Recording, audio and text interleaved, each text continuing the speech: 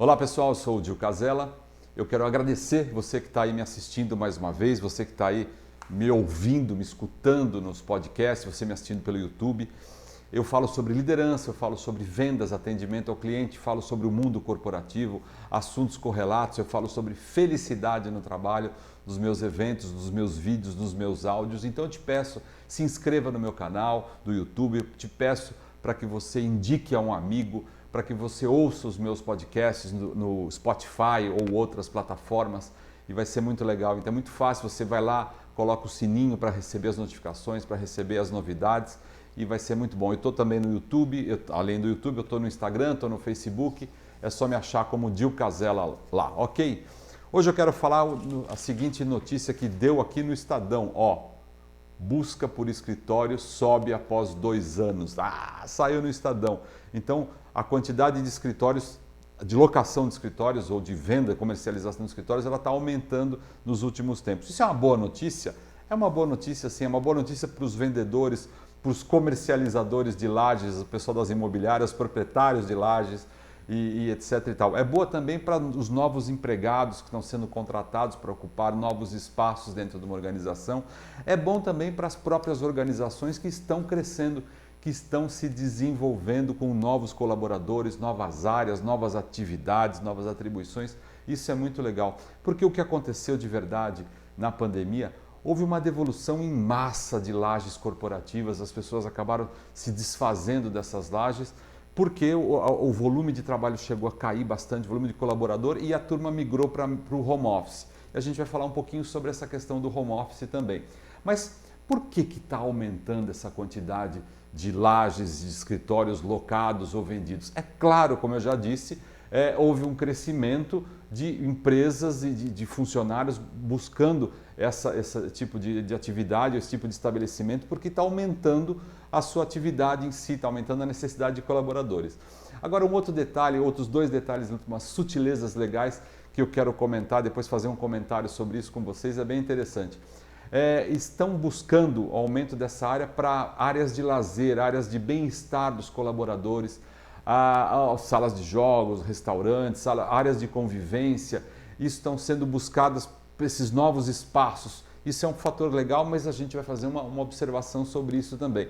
E também eles estão buscando um negócio sobre a redução da densidade, ou seja, aquela coisa daquelas pessoas trabalhando umas em cima das outras, então eles estão querendo aumentar a densidade dentro do escritório, ou seja, mais áreas ocupadas por menos pessoas, áreas então as pessoas estão mais espaçadas, mais distantes umas das outras dentro do hospital, é uma questão sanitária isso, mas vamos pensar um pouquinho sobre o primeiro item que eu falei, da questão das áreas de lazer, áreas de convivência, restaurantes, salas de jogos, etc. e tal. Eu acho uma coisa importante, interessante, mas não adianta ter só isso, né?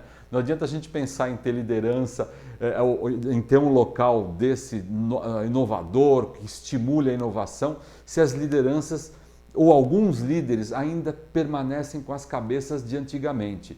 Então, muitos lugares eu tenho notado, eu tenho tido notícias de que ainda continua o assédio moral e outros assédios. Então, a gente tem que mudar o espaço físico, tem que pensar em mudar o espaço físico, mas também tem que se preocupar na mudança interna de algumas lideranças e da convivência entre as pessoas. É importante estimular um convívio saudável, uma questão da diversidade. Eu já falei isso em outros vídeos, mas eu faço questão de enaltecer, de ter a diversidade dentro do mesmo ambiente ou da mesma organização ou da mesma equipe de trabalho. É muito importante e que a liderança aceite isso e que a liderança faça parte de uma maneira positiva disso. Outra coisa é com relação a esse uso, essa densidade dentro do escritório, né? Essa densidade estar favorecida, ou seja, não ter aquela aglutinação de pessoas. Porque vamos pensar um pouco na história, o que aconteceu. Antigamente trabalhávamos em salas, não sei se vocês trabalharam nisso, mas eu cheguei a trabalhar em ambientes que tinham salas, e as paredes foram derrubadas. Não pode ter parede, a gente tem que ter um ambiente aberto, mas as mesas continuaram daquela forma. Aí depois veio aquela coisa de, então vamos derrubar as paredes e vamos criar as áreas abertas com estações de trabalho. Então tradicionalmente aquelas estações em 4 pessoas, com aquela divisóriazinha a meia altura de vidro.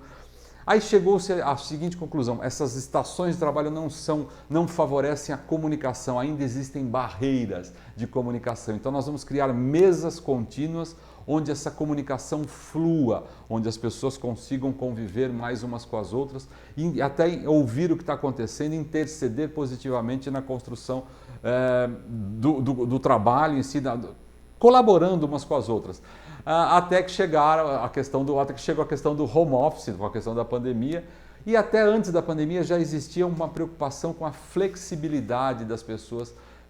Ora, existiam algumas empresas, e eu visitei algumas empresas, que tinham um dia ou 2 dias por semana para as pessoas trabalharem de casa ou resolverem problemas fora, etc. e tal. O fato é que está cada vez mais tendo a preocupação de que o trabalho seja um local agradável, onde haja sociabilização, uma sociabilização de fato que aconteça entre o trabalho. Então, é importante essas coisas estarem acontecendo, porque, gente, chega de lugar feio, né? Chega de lugar feio, chega daquelas mesas velhas, gavetas que não abrem, ar-condicionado barulhento, isso aí foi coisa do passado, não dá mais. Então, a coisa chegou num ponto, eu acho isso super positivo, que nesse retorno ao trabalho presencial, e nós já vamos falar um pouquinho sobre como é que isso deve funcionar, qual que é a tendência, algumas empresas estão até incentivando os colaboradores financeiramente. Tem empresa que está dando R$1.000 para que a pessoa customize a sua própria área de trabalho. Então, que aquilo fique uma coisa personalizada dela. Você tem R$1.000 para você customizar o teu cantinho, para ela se sentir atraída a voltar para o espaço de trabalho. Então, digo uma coisa, quer dizer que todo mundo vai retornar aos escritórios simultaneamente ou vai retornar gradativamente aos escritórios? Eu acho que não. Eu acho que não. O que a gente tinha naquele período de todos os dias, das 9 às 5 da tarde, trabalhando de segunda a sexta-feira, na minha opinião, isso não mais vai acontecer. A gente está aprendendo como é que a gente vai lidar com essa situação, como é que a gente vai conviver com essa situação.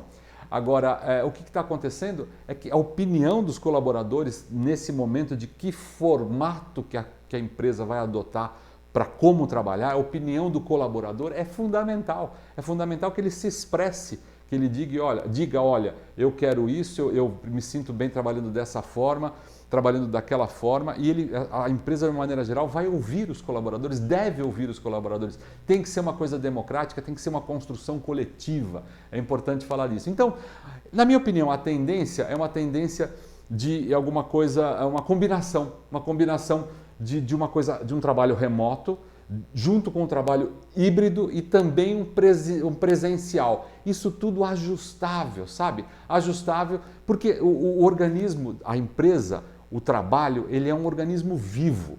Então, se não está dando certo o híbrido, vai ter que ser ajustado de uma forma para que o presencial aumente ou que o remoto funcione mais efetivamente. Cada empresa, cada atividade, cada organização, cada setor vai enxergar a sua maneira mais colaborativa de trabalho, onde as pessoas possam colaborar de uma maneira mais presente.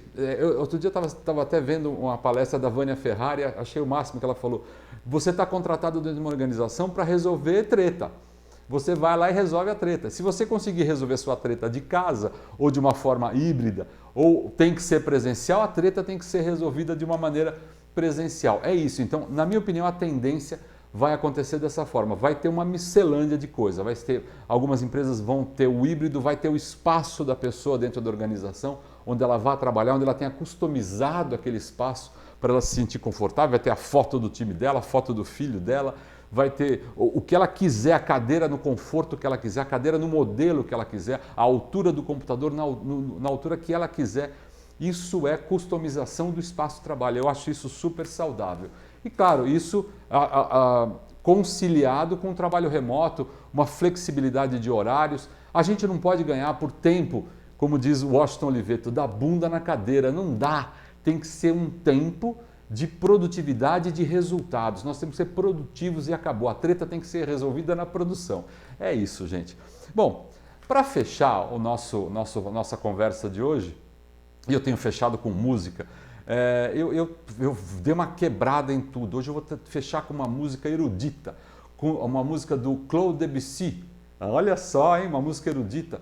E que ele compôs em Paris. Ele é um francês, ele era um francês, um compositor de música erudita, e ele estava na varanda da casa dele, sozinho, e isso me remete a uma questão da pandemia, sozinho, até triste naquele momento, e a música tem um tom de tristeza.